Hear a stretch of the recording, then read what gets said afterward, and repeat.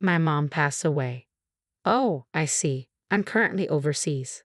That's what my husband, who's been away for work, blurted out over the phone upon hearing the news of my mother's sudden passing.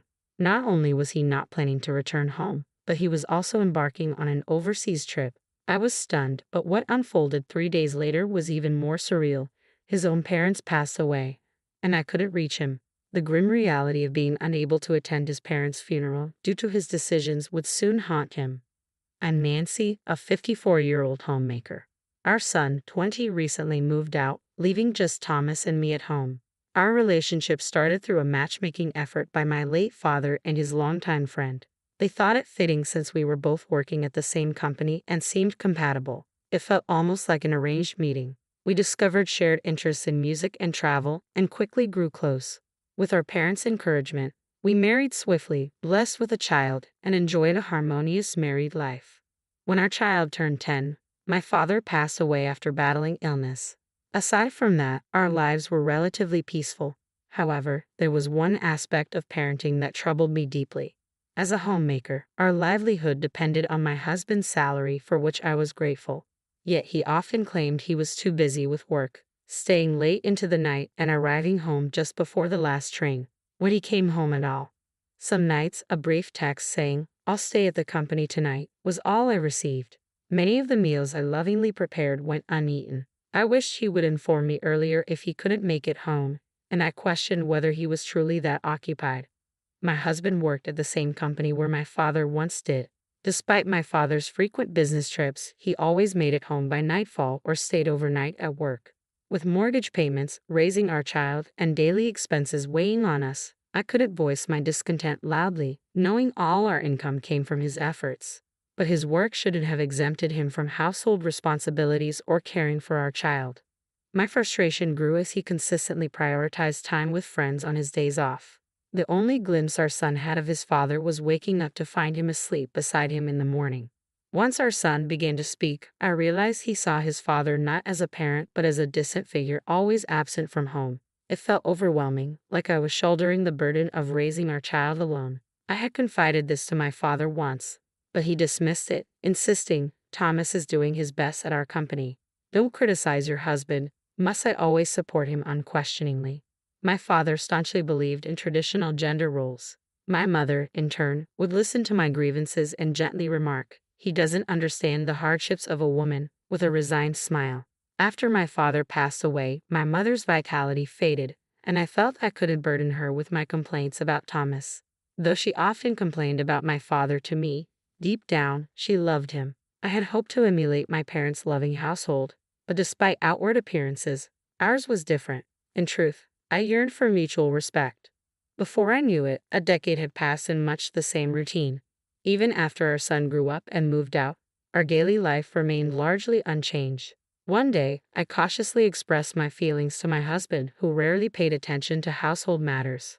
"Listen, dear, now that our son is grown and living on his own, perhaps you don't need to work such long hours. I'd like you to come home earlier and spend more time here with us. We could tackle chores together, share meals." My intention was simply to encourage him to spend more time at home, but he took offense at the mention of chores and reacted with anger. "What do you think I'm working so hard for every day? And you don't even work. You expect me to come home exhausted and still do housework." With that, he yelled and slammed the front door as he stormed out of the house. The resounding slam echoed his deep frustration. At this rate, he might not return home for days. Though my heart ached deeply, my mind strangely stayed calm. Why is it like this? All I want is a harmonious life with my husband. Did I say something wrong? Could I have handled it better to avoid upsetting him? My mother, in similar situations, seemed to handle them with grace.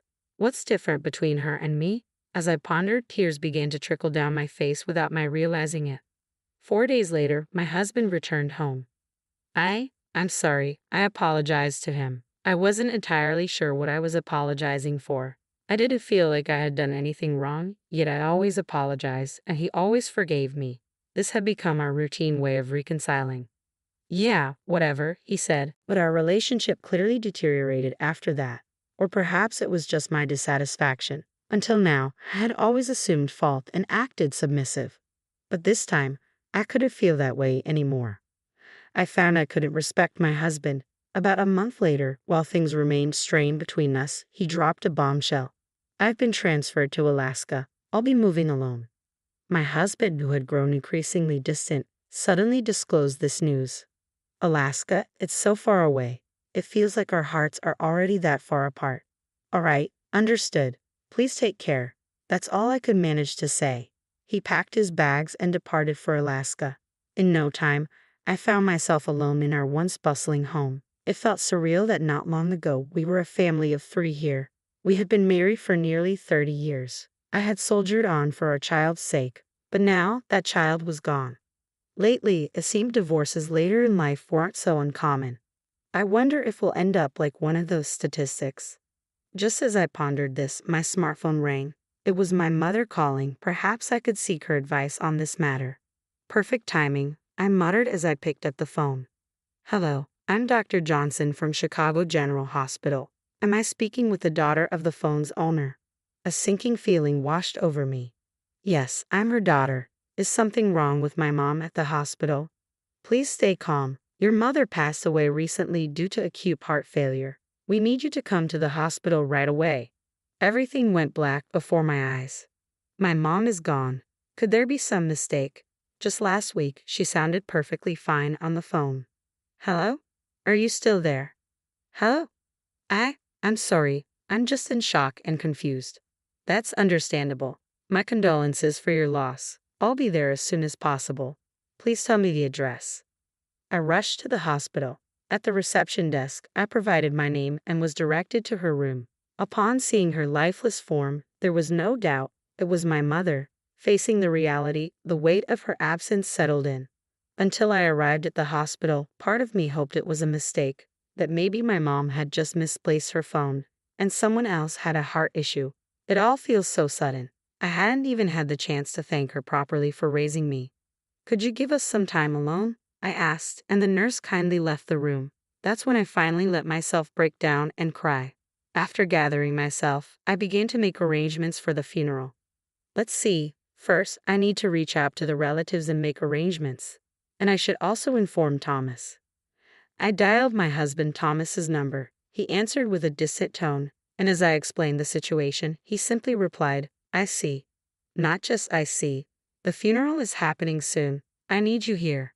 He informed me he was about to embark on an overseas trip with colleagues, a statement that inadvertently drew a sharp response from me. He defended himself, citing his constant work and asserting the right to take time off. Deciding not to argue further, knowing it would lead to, who do you think provides for us? I contacted our son, and together we organized the funeral. Seeing I was struggling, our son offered to stay with me for a while, taking a break from college to lend support.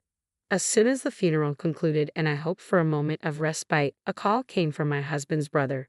Tragically, my in-laws had been involved in a fatal car accident. Despite the successive family tragedies, I still couldn't reach my husband. Modern smartphones usually work overseas, but I can't get through to Dad, my son remarked. Depending on the country or his phone settings, he might not be able to receive calls. Deciding to try email instead, I wrote, he'll surely get in touch once he returns from his trip. A week passed with no reply. When my son checked with his office, they confirmed he was on paid leave but due back in 3 days. What country is he in? Has he not seen my emails? What about his parents? Suspicious that my husband might be with his mistress, I hired a private investigator. Within 3 days, I got the answer. He was indeed having an affair. My husband took a woman he met on his trip to Japan sightseeing. I received several photos of them happily exploring the city together. It seems he's having quite a good time. In his new assignment in Alaska, I questioned what I had been accommodating all this time. Was it concern for my hard-working husband? In reality, he's just a deceitful man who travels abroad for pleasure and engages in affairs. This might not be his first time. Filled with anger, fueled by years of patience, I called my husband's office and urgently requested to speak with him. Hello? What's so urgent? I've asked you not to disturb me at work unless it's important. Didn't you read my email? Our parents have passed away. You mean your mom, right? You mentioned that earlier.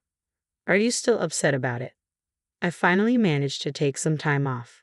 No, I mean your parents. They were in a car accident. What? Are you serious? Why would I make something like this up? You claim to have just returned from abroad, but I've heard you've been back for days. Why haven't you been checking your emails? My husband seemed speechless, struggling to accept the sudden reality confronting him. Hello? Are you there? Yeah. His voice trembled. Though he had shown no hesitation in missing my mother's funeral, the news of his own parents seemed to rattle him. The funeral is done, and they've already been cremated. It's too late for remorse. I felt no sympathy as I coldly added, "You need to come back immediately." I thought I heard a strained response from him, but I hung up without acknowledging it. Mom, what's going on? He's on his way home now. And just so you know, I'm filing for divorce from your father today. What? Why all of a sudden? I understand you're upset he hasn't been reachable during this busy time, but isn't divorce a bit extreme?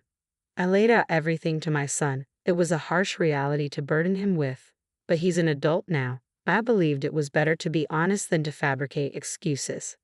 This is indefensible. I'm standing by you, Mom. With my son's support assured, everything was prepared. Soon after, my husband arrived home. I'm back. His tone, usually brash, now lacked its usual vigor. He appeared as a pitiful man, having lost both parents at once and unable to attend their funerals. But I need to talk to you. Your brother was pretty upset about everything, you know. I couldn't help it. Even after returning to Japan, I was busy with client meetings. Quite a young client, isn't she? With that, I showed him the picture I received from the private investigator. What? Where did you get this? Look at you two, arm in arm, having a good time. If this really is just a client, have you picked up some new tricks?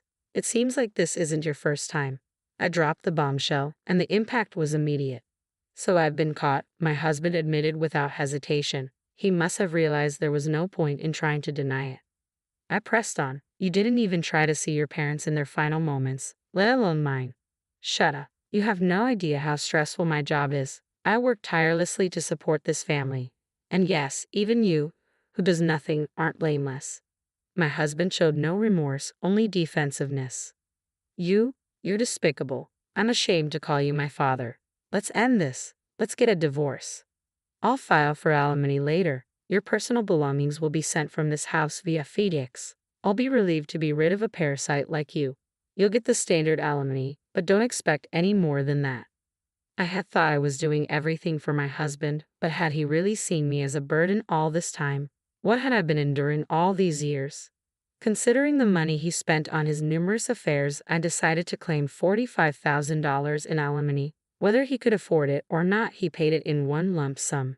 Previously, I used to keep track of our finances, so I had a rough idea of his financial situation. However, his overseas escapades with mistresses, bringing them to Japan and partying, coupled with his absence at his own parents' funerals, caused rumors to circulate within the company, leading to his resignation. He had held a respectable position at the company, which he likely believed he had earned on merit. In reality, his entry into the company had been facilitated through his parents' connections. Now, lacking any special skills, my husband struggled to secure even part-time work after failing to find another full-time job. According to my brothers-in-law, losing his family, job, and now his parents without the chance to say goodbye seemed to be pushing my husband to his limits.